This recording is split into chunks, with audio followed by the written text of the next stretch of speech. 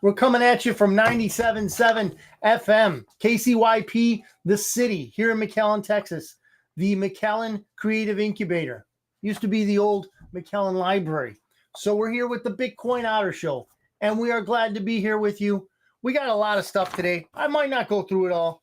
Some of it's very interesting, and you're gonna be interested too. So, as we usually do, we're gonna start out with our, barometers, if you will, of the economy. So we're gonna go with gold prices, silver prices, and of course my favorite, Bitcoin. Right? So I'm getting in right now to our feed so that I can get the comments. And I don't see any yet. Okay, there we go. Now, when we're talking about financial situations, and yeah, I just brought it up. When we see gold, silver, Bitcoin, any alternative monetary instrument to the US dollar rise, when we see that, we know that there are underlying issues with the dollar itself. Now, that's not always the case, but since we've been going through this, how should we say it? Financial turmoil created by the very people who print the Federal Reserve note. Guess who? The Federal Reserve. When we see what they are doing to our monetary policy, our economy, the very state of money itself, right? In fact, and I was reflecting on this coming in, these people, these Federal Reservists that are not federal in any way, they are the money changers of our time. They are the money changers. They are the people that need to be chased out with cords and so forth. Those are the people that need to go. We, Americans, need to stay. And yeah, they might be Americans, but the people I'm thinking of that own the Federal Reserve, they have no use for any nation. They like to own nations, kind of like stuffed animals on a kid's bed or something. They don't really care about you. They don't care about me, and they don't care about countries because they own the world system. They work for the guy who does. Biblically speaking, his name's Satan. But you can call him basically whoever you want. The fact of the matter is, the system that we're under right now is not going well. 1. 2, it's not the constitutionally mandated system, which says that money must be printed or minted back in the day, as it were, by the Treasury of the United States of America. Now, the Federal Reserve, as many of you know, is a private central bank. It's the third iteration of central banks in the United States of America. First one, I think it lost its charter. The second one, I believe, was killed by Andrew Jackson. And that is why, in my opinion, and I think he's pretty much said it, Donald Trump has said that he had a portrait of Andrew Jackson in his office, the Oval Office, when he was inhabiting it. So we see a likeness between Donald Trump and Andrew Jackson. Why? Because Donald Trump is going to put the fork in the Federal Reserve when it's done. We'll see. A lot remains. What do we have here? We have gold at $2,048 an ounce. This was a little bit earlier today. Silver, $25.47 an ounce. Bitcoin, $37,780 for one Bitcoin. I wish I had a Bitcoin. I don't. Maybe someday in the future. Anyway, average mortgage rate, 7.73%. I believe it went down a tiny bit. I still wouldn't want to buy a house in this market, but some people have to, unfortunately. 15-year rate, that was a 30-year rate locked in, 7.73%. The 15-year rate, 7.02%. So it's still not, it's better, right? But it's still not great by any means. Now, as you also know, that we here at KCYP, the city, 97.7 FM, that institution, Joe's station, KCYP, is a nonprofit faith in God organization, as is the Bitcoin Otter Association. Okay. So we are men of faith. And I would like to start out because reason being, we're going to be talking about some things that don't bode well, right? And I don't want to be a bummer. So I'm going to tell you the good news first. The good news is God wins in the end, right? So we might talk about some things that are coming down the pike to prepare ourselves, right? Not to be afraid. Being afraid is not our thing. So I'm going to read a little bit, two verses, two from Psalm 91. Whoever dwells in the shelter of the Most High will rest in the shadow of the Almighty. I will say of the Lord, He is my refuge and my fortress, my God, in whom I trust. So when I repeat what God said, that whoever dwells in the shelter of the Most High will rest in the shadow of the Almighty, that's us. If you have faith in God, then we're going to be okay in the long run, right? I mean, we're going to have some rough times. We're going to get, battered about, if you will. But in the end, we're going to be fine. It's all going to be all right. Who do we have?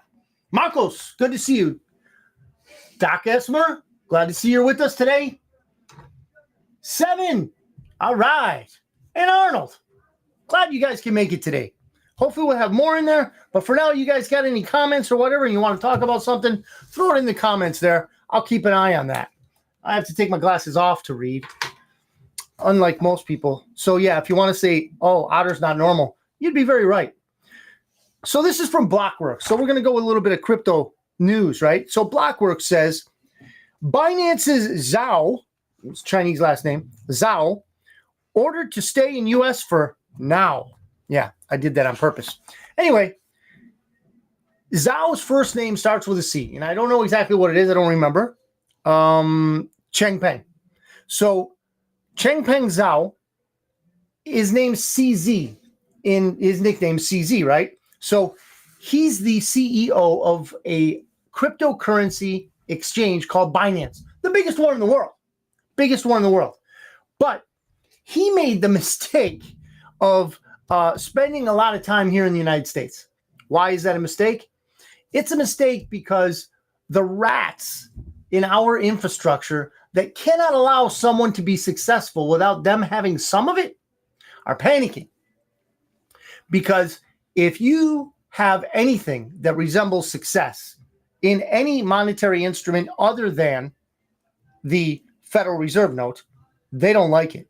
In fact, even when you have success with the Federal Reserve note, they don't like it because they'll just take a huge chunk of it, right? Even if they did like it, they're still going to get their chunk. It doesn't matter. They will still get their chunk. Now, if you're a guy like CZ, this guy, I talk like he's my buddy, right? Like we have beers. Anyway, so CZ is in trouble. They won't let him leave the States because they want to put him in jail.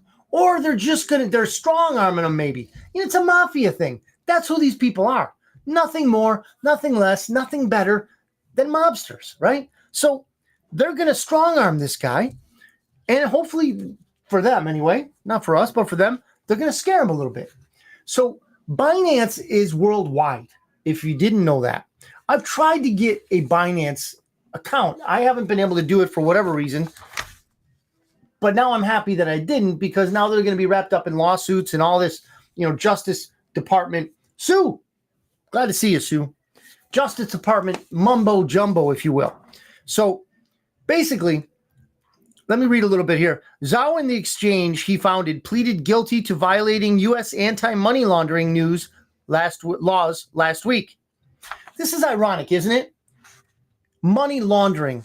What do you think printing, issuing currency, letting it go through the populace, and then grabbing a big old shop vac and sucking it up from people, hardworking people that have earned that money, and sucking it up back into the Federal Reserve System? I would call that money laundering, but that's just me. So the U.S. Department of Justice, detailed $4.3 billion in fines and forfeitures for Binance. So they're just robbing them. They're strong arming them. You know, everybody's seen Goodfellas, right? Yeah, they'll just take a truck from the side of the road, and you know, in this case, it's a cryptocurrency exchange. You know, from I can't remember. I think he's in the UAE, United Arab Emirates, I believe. But anyway, he made the mistake of stopping off here in the U.S. Oh, they got him. Attorney General Merrick Garland alleged at the time that the company's compliance team knew the exchange was used for money laundering and illicit financial activities. We can't have any illicit financial activities going on other than those that the Federal Reserve heads up. This is from Cointelegraph. Political donations aplenty. North American Blockchain Summit event recap. Let me, how would you say, elaborate on this just a little bit. This blockchain summit happens here every year in Texas, which is really cool. This one was in Fort Worth. I've been there one time for a conference. There's a place called the Stockyard. It's really cool. I don't know if that's where they're having it, but man, it was a cool place. So what they're saying here is hundreds of crypto and blockchain enthusiasts gathered in Fort Worth, Texas from November 15 to 17th to network, discuss mining, and listen to politicians and industry leaders talk about developments in policy and regulation. So what I'm hoping for is that sooner or later, these developers that are coming up with this great tech, you know, one of these days, and I need to do this, one of these days, I need to do a show on the emerging tech in the cryptocurrency realm, just to let everybody know that there are some things on tap, okay? Once we slay the dragon of the Federal Reserve and all that good stuff, once we go through this year, and this 2024 is going to be a really crazy year, and I've told everybody about it. Email me if you'd like, bitcoinotter.media@gmail.com. If you want details, sources, or whatever, I don't expect you to believe me without me telling you where I got this information from, and then you might not even believe me anyway, which is your purview. That's fine. That's okay. But I have reason to believe what I do, and I listen to a lot of podcasts, read a lot of stuff from people that are a lot smarter than me. So this blockchain event showcased the developments of these very smart people to politicians who aren't always very smart. I won't go any further than that right now. But anyway, hopefully we're going to see something move. Hopefully. Zero Hedge, that was from Cointelegraph. Zero Hedge says, MicroStrategy, one of my favorite venture capital people in the whole world, and I don't know too many of them, but this one, Michael Saylor, is a monster of Bitcoin. This guy and his MicroStrategy venture capitalist fund buy up Bitcoin every chance they get. So he bought 16,130 Bitcoin in November. Do you remember what I said just a couple minutes ago? How much one Bitcoin is today? Earlier, it was $37,780. Yeah. Well, Mike and the boys, ladies, probably got some girls in there too, guys and gals, right? Bought up 16,130 of those Bitcoins. Wow. Bringing the total to 174,530 Bitcoin. Wow. Chihuahuas. So it says here MicroStrategy, a company that normally does business intelligence and software, but in recent years has become a Bitcoin repository and ETF proxy, continued its relentless commitment to Bitcoin by purchasing an additional 16,130 Bitcoin. If you were to say that Michael Saylor is rich, that would be a grand understatement. And if you were to say he was smart, so would that be such. I think it was MIT or one of those places where, I mean, you don't have to be smart to go there, but you'd probably be pushing a broom or something. Or like me, when I went to college, it was, just for the keggers. Pepe, glad to see you. Matt's there. Matt knows about beer balls, keggers, and stuff up there in Western New York. I believe he got kicked out of a school for attempting, 2 beer balls into 1 hockey bag? Something like that. Anyway, let's see here. Defiant America. Ukrainian President Zelensky. Oh, this is a good one. Ladies and gents, If you were worried about President Zelensky in Ukraine not getting anything for the money we've been sending him over there, well, then worry no more. Worry no more. Don't worry your little head over little Zelensky, the tiny dancer. Okay? Don't worry about it. Why? Because it apparently seems that he just bought 2 yachts, for a bargain basement price of $75 million, right? You bought him those yachts. I bet you're all proud. Oh, yeah. I bet 2 beer balls, says Matt. Yes, in Fredonia. Thank you for donating to the cause, Chris. Yes. Oh, thank you, Joe. Joe says thank you for donating to the cause. Well, did that come from Zelensky? Is he on the phone, or did he call us up? He knows the show's going on. He's a great fan of ours. So, yeah, maybe we'll get a ride on the yacht, right? One of these days. You ride on one, I'll ride on the other. We'll wave at each other, all the beautiful women there and the Mai Tais and all that good stuff. And we'll invite Matt with 2 beer balls. Nice. This is going to be a great time, guys. On the they got names too. Hang on. One is called Lucky Me, and the other one is My Legacy. Wow, my leg. Yeah, my legacy. Woo. Yeah. So anyway, don't worry about Zelensky. He's getting a lot out of your money. Okay. This is from Newsweek. Americans don't want to fight for their country anymore. You can't imagine why. I mean, there's so much to fight for, right? We got, crazy gas prices. We got a guy who is incontinent in the White House. Why wouldn't you want to fight for that?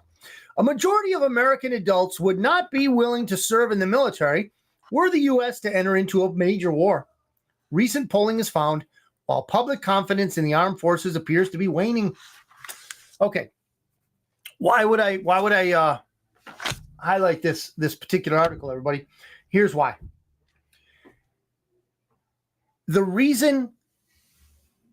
One of the key reasons why this 2024 is going to be so scary is because the powers that be are going to bring us to the brink of war. Donald Trump has spoken about it, and he says that it's going to be so scary and so dangerous that he may need to use the N-word. Yeah, that one, nuclear. So what he's saying is they're going to do this. They're going to try to bring us to war. I personally believe, and I've given reason over the, what I think is a year and a half now, Joe, that we've been doing this, that's not going to happen. Because I believe that the good guys are winning or have already won, and they're staging this as a movie, so to speak, to wake up people who just don't understand. But it's going to get scary. If we allow ourselves to get swept away with fear, it will happen. But remember what I read in the beginning, okay? If we forgot already, which at my age I may have done so. Whoever dwells in the shelter of the Most High will rest in the shadow of the Almighty. Good place to be.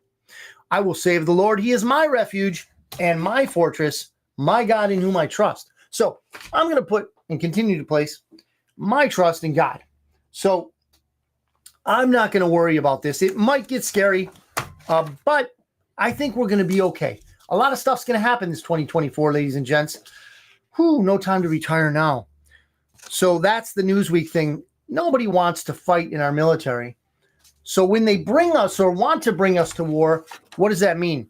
That means that they're going to look for somebody, these young people who don't want to get drafted, both men and women, because, nowadays we're so advanced as a society that we're going to draft females, women, girls, and throw them into the meat grinder. Yeah, because we're so advanced. We're such an advanced society that we throw our young ladies right there into the muck, into the fray, if you will. Cannon fodder. Yes. Isn't that advanced? Isn't that so chivalrous of us? So what they're going to do, these young people and parents of young people, what they're going to do is they're going to say, wait a minute, let's look around for somebody who's really not wanting war all that much. And who are they going to find? They're going to find one guy. One guy. Donald Trump. One guy is talking peace. Everybody else wants to blow people up. Oh, this faction did this. This country did that. I'm on this side. I'm on that side. Kill him, kill him, kill him. And then there's one guy, Donald Trump, hey, could we just stop the dying? He says. He said that on an interview. So one lady tried to get him one of the usual suspects, the media types, right? She tried to get him in a trap, as it were, by saying, who are you for? Are you on Russia's side in the Ukrainian conflict? Are you on Russia's side? Do you want Russia to win? And Donald is smart enough not to bite on that, right? So he said, I just want the dying to stop. Man, I couldn't have said it better myself. I just want the dying to stop. So when those young men and young women are on the verge of being drafted to be thrown into some nuclear conflict here, there, or anywhere, they might cast a vote for the guy who won't put them in that conflict. Just a thought, okay? Now, this one here, ladies and gents, is going to be a little long.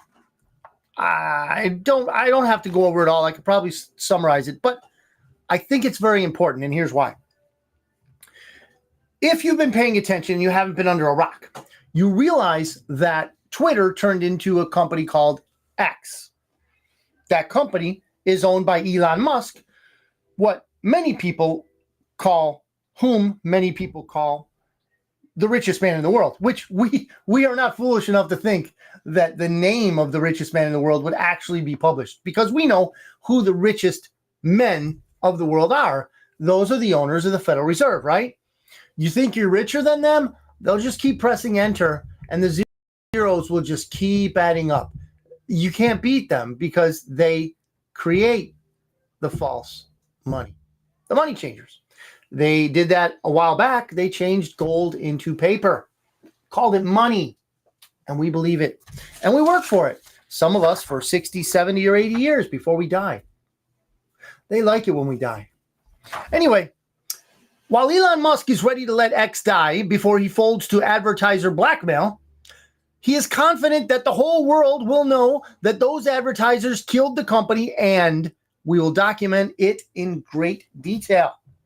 Let's see how Earth responds, says Mr. Musk. So if you're kind of lost and I'm, maybe not hitting exactly where your understanding is right now, it's not you, it's me.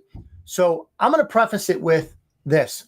There was an interview, and many of you have seen it, I'm sure, where the interviewer asked Elon Musk basically what he felt about this. It's this scandal with advertisers not wanting to be, and have even gone so far as now to have accused Elon Musk, X, or both, of putting their ads next to Nazi posts, okay, and so forth. Something that would be not very glamorous, or not very it wouldn't be a nice thing for their company to have an ad above or below such a post, right? So their claim is that he's doing it on purpose, right? Anyway, what's going on is they're threatening to pull their ads if Elon doesn't stop this. Okay, that's, ostensibly that's what they're doing. The reality is they want to censor what's on X.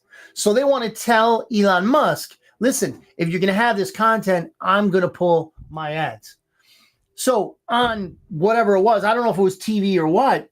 Noe, good to see you, Noe. I don't know if it was TV or what, but Elon basically looked right in the camera, and he double birded him verbally and said, go yourself. Go, and then there's a word in there that I'm not going to say, but you can imagine. And he said something to the effect of, hi, Bob, meaning Bob Iger of Disney, something to that effect. So he said, go yourself, twice. And people are rallying around that. Tucker Carlson said that he's going to be behind it.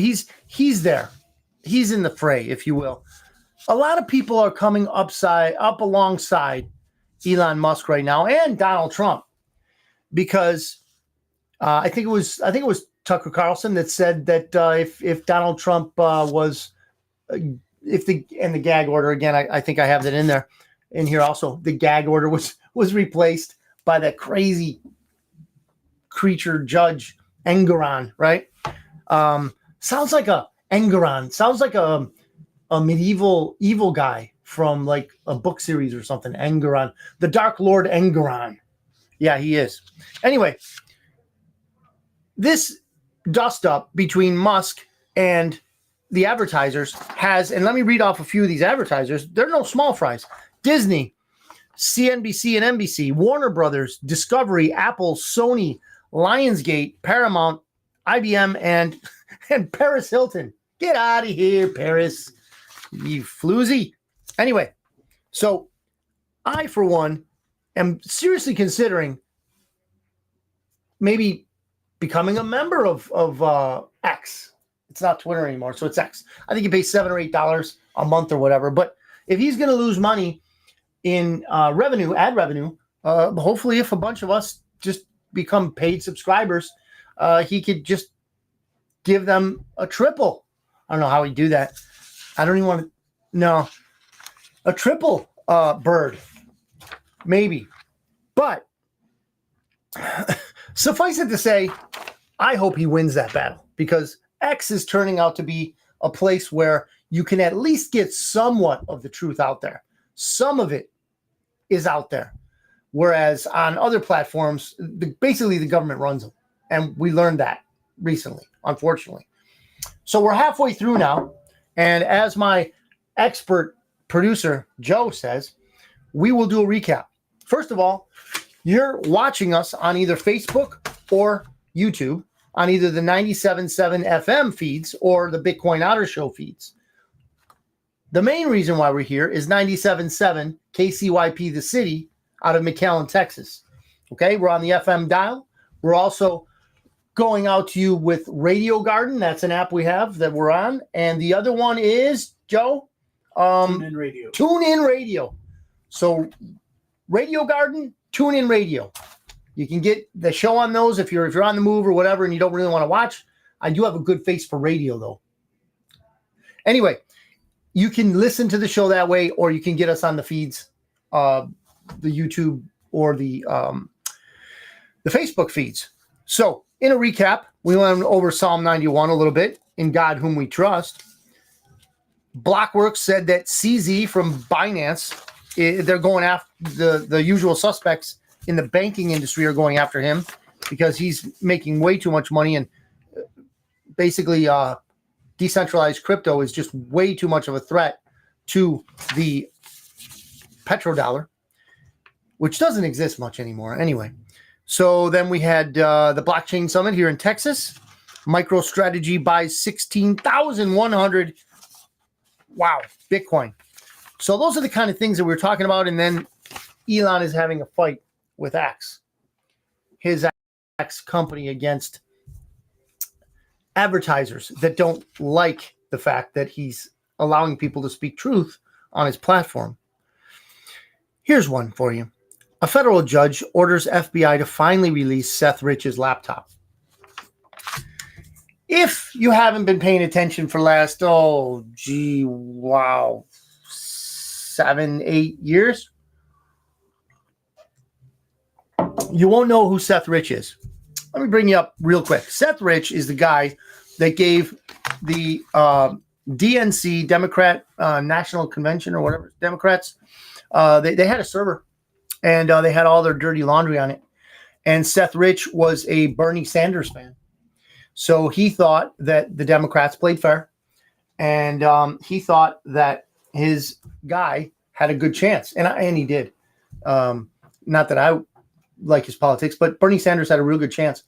But they tanked him. You know, those people did it, and he was Seth Rich was pissed. He was a patriot, but I think he was just a little misguided, younger guy. But anyway, he was pissed, so he downloaded the entire contents, I believe, of that server, and then gave the hard drive to. And this is all alleged, right? Alleged. Fact of the matter is that there are many people who are in the in the position to know and have said basically, yes, it was him. Julian Assange, the leader of WikiLeaks, he doesn't say that, but that's because he wants to protect sources and he doesn't want people to think that, hey, under pressure or whatever, Julian's going to reveal my name if I tell him something. So anyway, Seth Rich was killed by the same usual suspects, right? So one of the scum named Podesta, in emails found on, subsequently released by WikiLeaks, disseminated an email to his cohorts. I'm definitely for making an example of a suspected leaker, whether or not we have any real basis for it. So the story was that they shot him. Someone shot him. Two people, actually. It was two MS-13 gang members. Shot him twice in the back and then walked away in Washington, D.C. They called it a theft. They called it a robbery. Yet his wallet, his phone, and his watch were still on his body. So then those two MS-13 members were killed, I think, 3 days later. So there has to be some sort of distance between the contracted killers and the actual people who paid them. So that's what happened with that. You don't have to believe me. If you look it up or you want some, basis for where I'm getting this, bitcoinotter.media@gmail.com. I'll fill you in. I'll send it your way. Roby, glad to see you. Okay. Glad to see you're watching, Roby. I hope all is well with you. So, following Rich's murder, law enforcement took possession of the deceased staffer's personal and work laptops, in addition to other possessions found on his person at the scene of the crime. However, information in that evidence has long been kept under lock and key. After years, it finally appears they will not remain a secret much longer. Ladies and gentlemen, the truth is coming out in drips. And the saying is, drip, drip, flood. It's going to flood, ladies and gentlemen. With the troubles we're going to see in 2024, there will be an awakening. People are going to see the truth. They might not know how to deal with that truth at first, but that's what we're for. We're here to help them. And Lord willing, we'll be able to be in a place where we certainly won't know everything, but we can at least explain to someone, hey, listen, this happened because of this. And we're fighting for our country back, and we're going to get it back. And then things are going to be a lot better. So let's see here. Oh, this is an interesting one. I don't know if you've heard of this one, Joe. Chiefs fan, Kansas City Chiefs. You probably already, if you've been paying attention, you know what I'm going to say. 9-year-old Chiefs fan Holden Armenta speaks out for the first time against false blackface, cultural appropriation accusations by racist. This is the Gateway Pundit's words, not mine. I'm reading. By racist Deadspin journalist. The Gateway Pundit highlighted the recent developments, revealing the one-sided narrative pushed by Deadspin's Karen, Carron, Karen. But oh, this guy plays the part of a Karen so very well, Karen.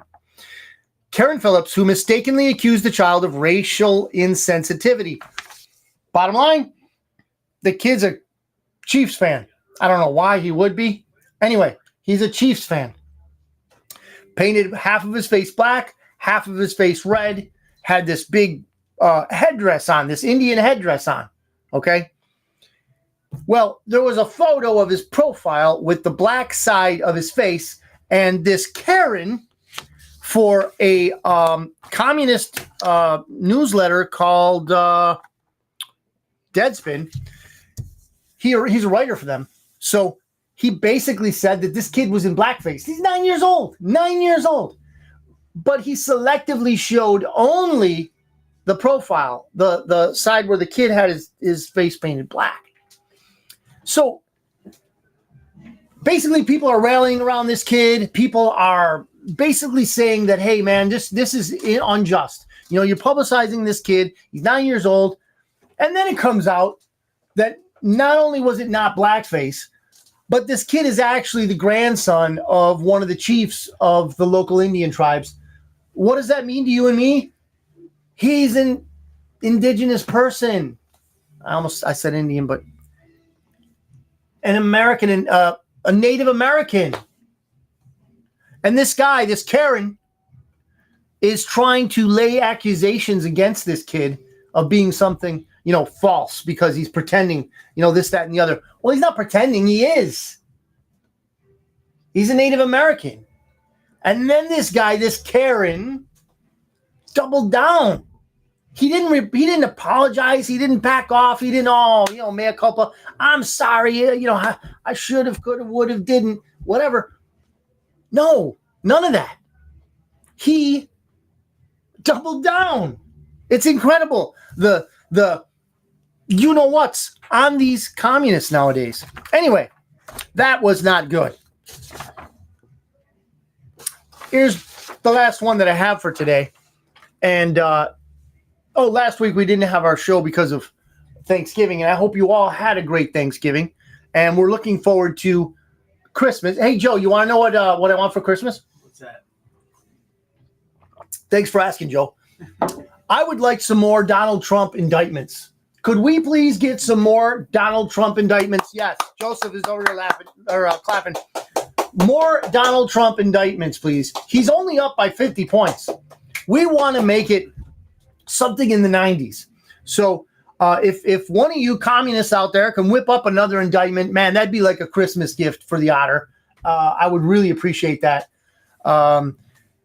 Everybody on the side that is against Donald Trump. Oh, he's going to jail. We got him this time. We got him where we want him now.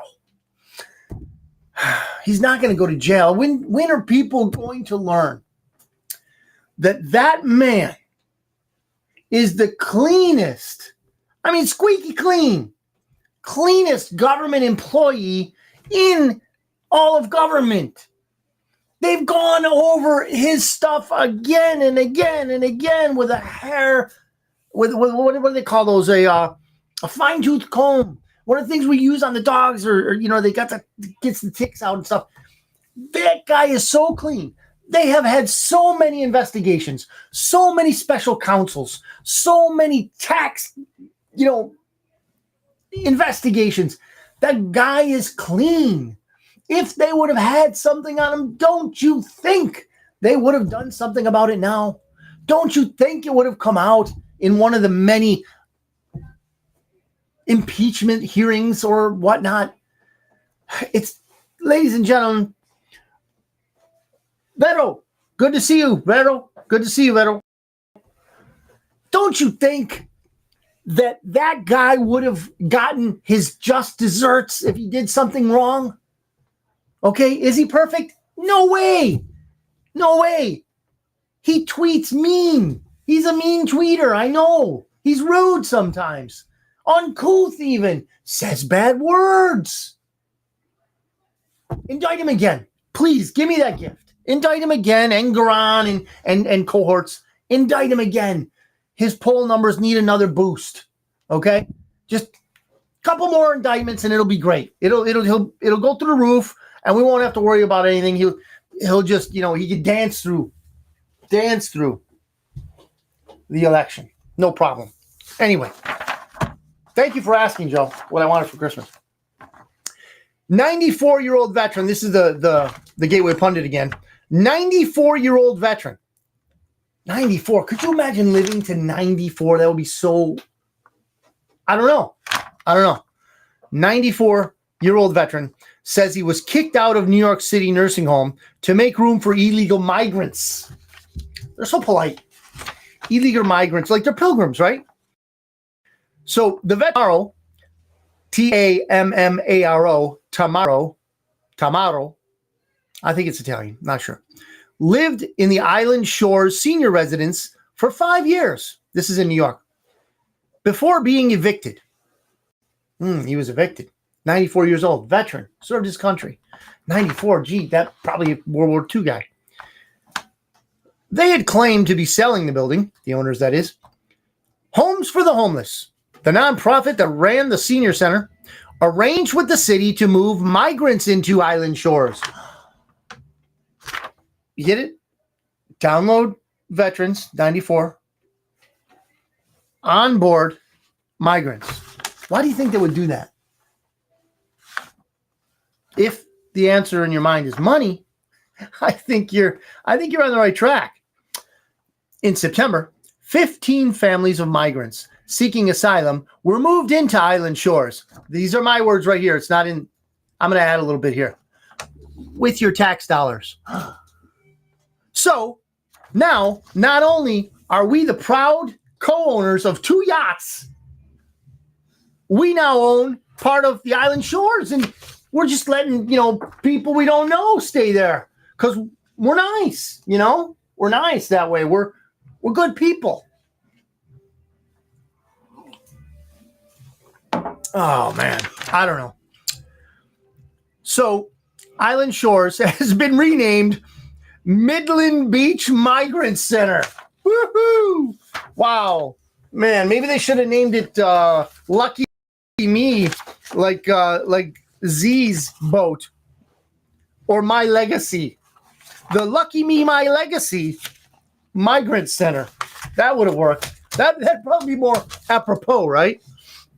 Ladies and gentlemen, thank you for watching.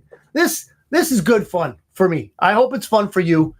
We haven't had a plethora of comments, but we do know that Matt was kicked out of Fredonia officially for smuggling in 2 beer balls in a hockey bag. Jason Bourne, you are not, my friend. Anyway, 7 gives us the thumbs up. Marcos, what happened to the Hawaii story? Which one? Are we talking about the what we believe might have been those beams? Is that the one, Marcos? The DEWs, directed energy weapons? Yeah, what I mean, if that's what you're referring to, what about the kids, the missing kids? Swept under the rug, right? I'm not happy about that. Yes, okay. Yeah, Marcos is bringing that tragedy up. So that's a good question. In fact, thank you, Marcus. I'm going to backtrack on that, and we'll see what I can find. So I'll give you an update next week because, man, that was horrible, right? I mean, there were kids burning, and then they were going to buy it out from under them, which gives us the impression that they really, somehow, somebody was behind it. Gave me that impression because, I'm a conspiracy theorist, right? So I'm going to look that up, Marcos. Thank you for asking that. There's many people, right? The story died with many people, and their culture in that community died, right? That was a special place for them. One of the few places, and there's details that would blow your mind, but the ones that I can remember are, it was one of the very few places where actual middle-class people could live on that island. So what, and let me just throw this out there, Marcos. What is, though, being, I guess you could say, resuscitated, right? Reinvigorated, is Haiti. The Haiti story. Now, if you don't remember the Haiti incident, when there was, I can't remember the name of it, but there was a hurricane that went through Haiti and devastated Haiti. Well, American aid, yeah, you don't want aid from the American government, okay? Because when they leave, you'll be missing kids. And that's exactly what almost happened. Do you remember now? Is it ringing a bell? So basically, the director of one of the Clinton Foundation aid groups she was indicted. I don't know if she's actually in jail now or what, but they were trying to steal kids. They were taking Haitian children on a plane. And somebody finally said, where are you going? Where are you going? Those are our kids. Where are you going? What are you going to do with these kids? And if you don't know what I'm saying, or you don't, believe, if you just tuned in, you don't know who I am or whatever, not to say you should believe me even if you do know who I am, you believe what you've been convinced by your own logical thought process to believe. But I can give you more information on that if you email me at bitcoinotter.media@gmail.com. I'll give you background information on that. So yeah, that is something that is being revisited, Marcos. But I'm going to look up that Hawaiian thing and see if I can find anything new, and I'll report back. I don't know for sure if anybody is even reporting on it still. Is it in the process of being sold? Has it been sold? All those lands, all those properties, and they were small, but they were very expensive. As you can imagine, on Hawaii, all land is expensive. So, well, thank you for asking me that, because I'm interested too. So I'll report back on that. And my wife is popping up on the iPad here. She tells me somebody loves me. I like that. Somebody loves me. So anyway, we're going to sign off. Thank you for tuning in. I really do hope that you have a great week. Days are good for you, that you are able to gain better insight as to how to make your life better, not only for you, but for those you care for, those that you love. May it be a good week for you. May blessings come upon you. May prosperity strike you. And if it does not, if you do not have a great week, bitcoinotter.media@gmail.com. I'll say prayers for you. I really enjoy praying for people. I really enjoy it when we can come together and share with each other how God stood by us and sometimes picked us up and helped us move forward during hard times. So if I could be of any help, please, bitcoinotter.media@gmail.com. For any prayers you want, anything you want. Like Marcos right here came up with, hey, Howie, how you doing? Hey, Dad. My dad's watching. Dad, how you doing? Good to see you. Dad's watching. All right. So they're screen mirroring over there in Florida. Howie's watching also. So I would love to say prayers for any of the issues that you guys are going through, maybe your loved ones. You know, we go through, life happens, right? So I would love to pray for you guys. I would love to have a part in someone's life being better, anybody's life. So bitcoinotter.media@gmail.com. Let me know if you want to learn about, cryptocurrency. Of course, that's why I got into this. Also just to help people, Bitcoin Otter is KCYP 97.7 FM, the city. Joe Martinez's radio station, nonprofit. So help us, help you. We would be honored to play a part in bettering someone's life, anyone's life. Anyway, thank you for tuning in. Thank you for being with us today. Goodbye, Dad. I love you. Goodbye, everybody else. I love you guys too. Have a great day, an awesome week, and Lord willing, we will meet again next Thursday.